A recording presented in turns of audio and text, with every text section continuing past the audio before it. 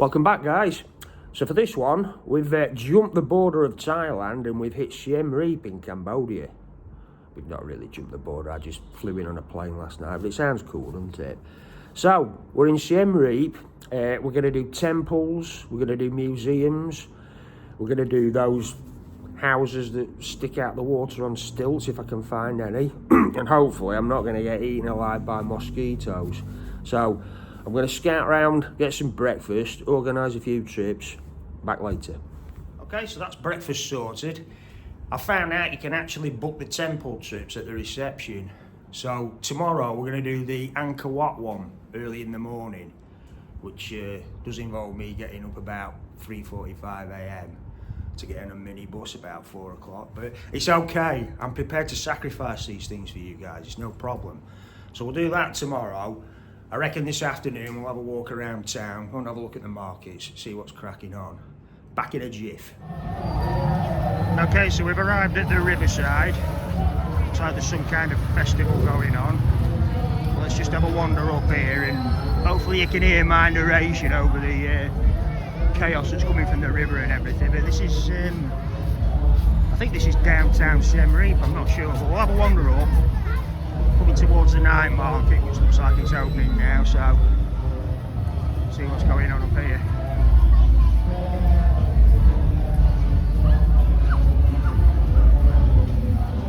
Somebody did say to me there was some festival going on. One of the guys in the hotel last night said there was something going on for a couple of days, and that probably explains why it's heaving everywhere, because last night you could not move on Pub Street. Pub Street's going to be a bit difficult to film because obviously it's night time, there's music going on, and I think YouTube consider that as like adult entertainment, so not really suitable for everyone. So I want to try and keep it family friendly, like let everybody see what's for everyone here and not just nightlife. But yeah, we're having fun on the river.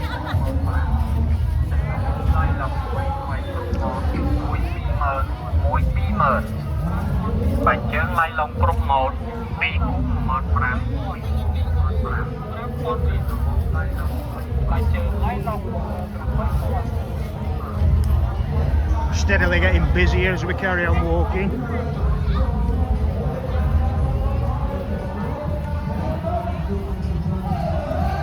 Not sure how much a boat is, but river's a nice colour, isn't it? Sludgy brown. Don't want to fall in there.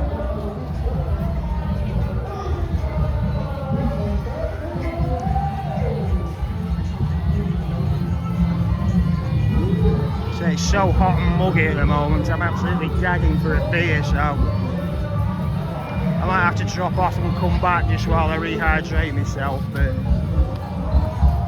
it's always the first thing somebody says on these videos, isn't it, how hot it is?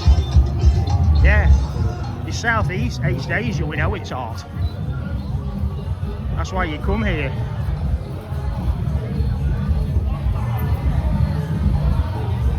Yeah, we are getting very, very busy now.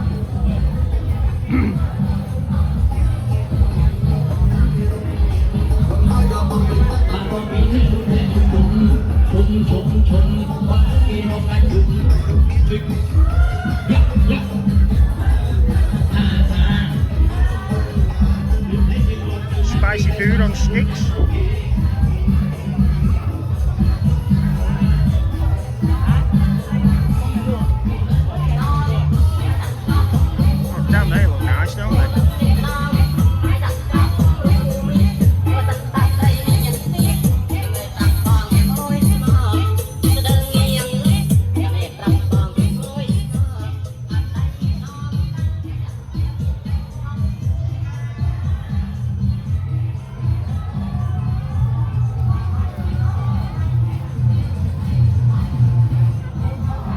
So as you can probably see, the crowd and the heat was intensifying, so I've had to stop for a beer stop. Cheers, back after this.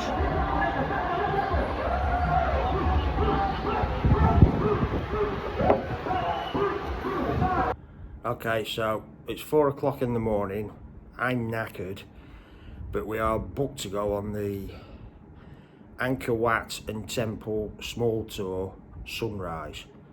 So we're going to get there and watch the sun come up over it. It should be really good. I just need to wake up a bit.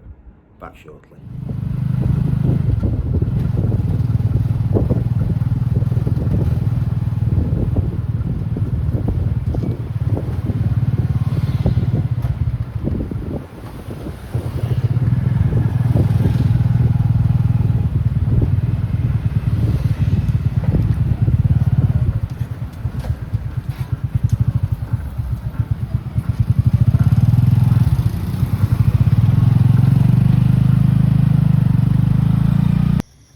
Okay, so we're at the site now.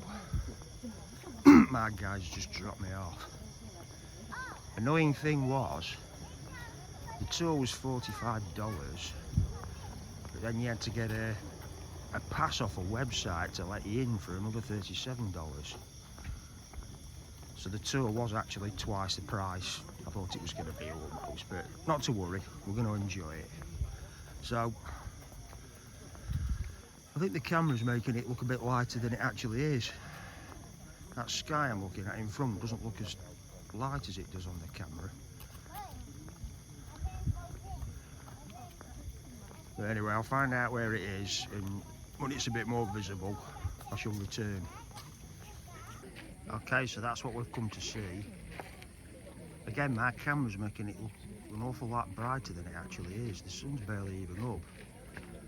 So obviously I can't hold this still for however many minutes or hours it takes for the sun to actually come up. So when we can see a bit more, I shall return. And when all these frigging heads have stopped bobbing past. Starting to take shape now. It's just weird how much brighter that sky looks on the screen than when I look up at it myself. I suppose if it was duller, you probably wouldn't be able to see it on the camera lens. Still, you get the general idea anyway. It's starting to take shape. It's a very nice silhouette, isn't it? So we've got the sun coming up behind that, and then behind us, believe it or not, that's the moon. It's just being made to look a lot brighter than it actually is by my phone. Still, not to worry.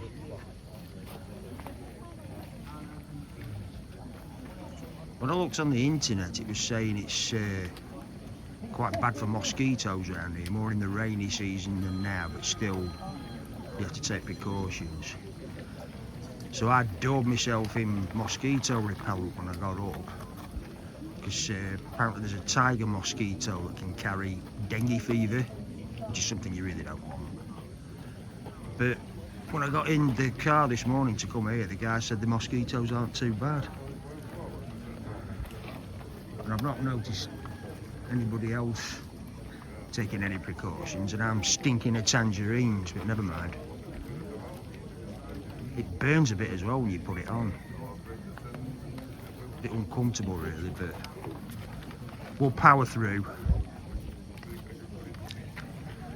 But that is really looking quite beautiful now, isn't it?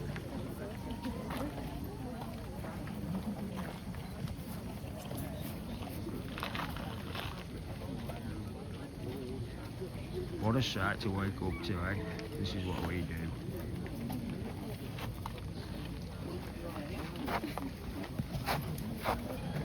Look at that, guys.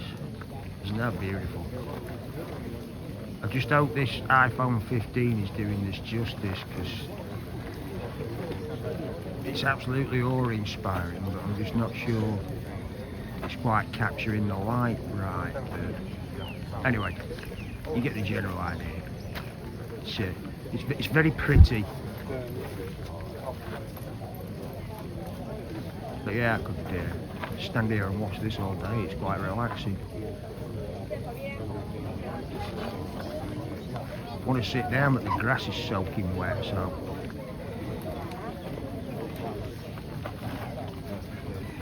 And there we have it in all its glory.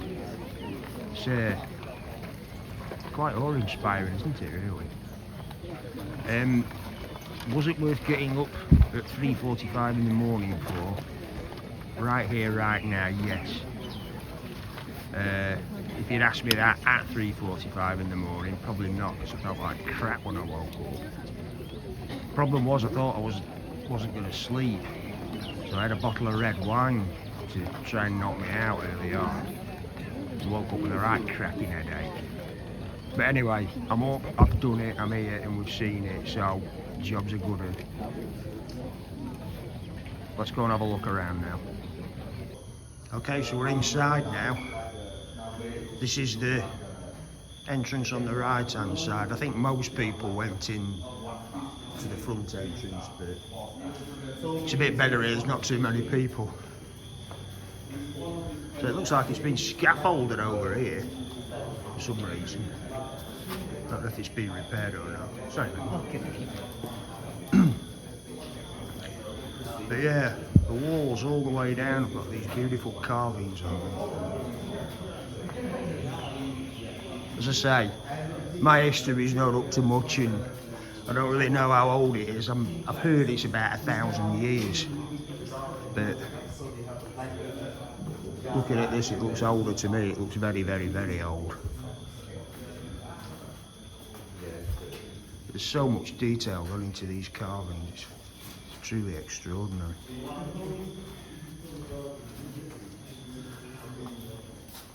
It's roped off as well because you're not supposed to touch them, so with them being as old as they are, I can see why. It's just like a series of dug-out chambers.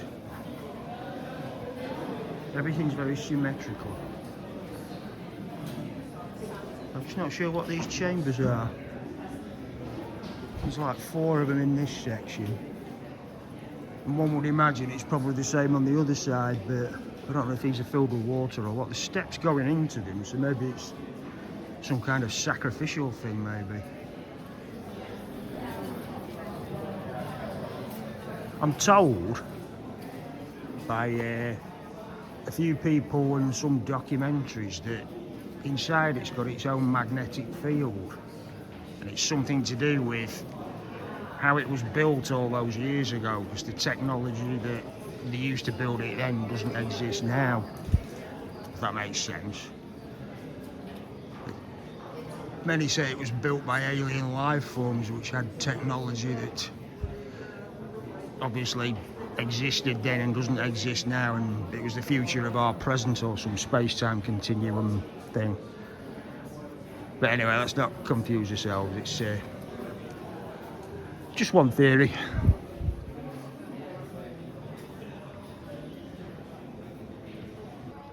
So this looks to be the central area. A lot of it's not safe to walk on, I think, hence the fences here. Do not climb, etc. It's a lot bigger than you think.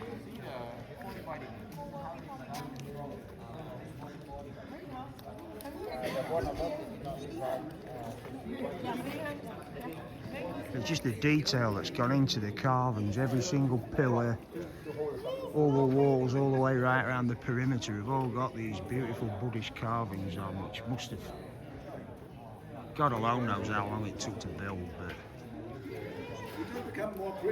so I think now I'm just going to go offline for an hour and just probably sit and meditate somewhere and just take it all in. Just clear my head a bit.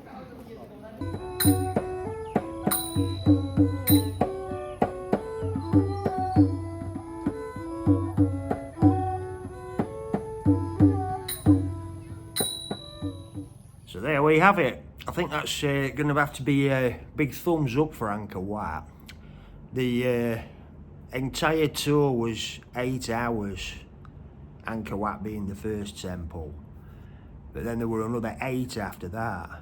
So, as you can imagine, by 12 o'clock, after visiting another 8 temples, doing all the walking and a bit of driving as well, I think I covered just shy of 10 miles walking.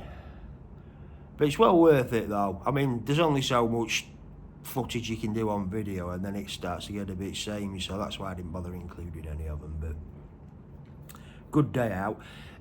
I'll put all the links to everything in the bio, hotel, tour operators, that kind of thing.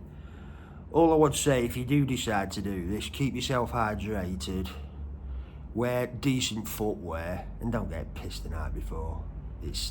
You'll not as enjoy it as much.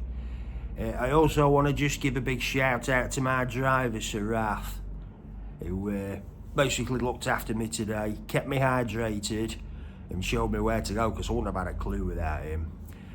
So, that's it for today, guys. Next stop's going to try and be one of the floating villages on Tomley Lake, I think it's called. We're going to try and get down there, have a look at that, and try and get a bit of a boat trip going as well. Okay, thanks for watching. Bye for now.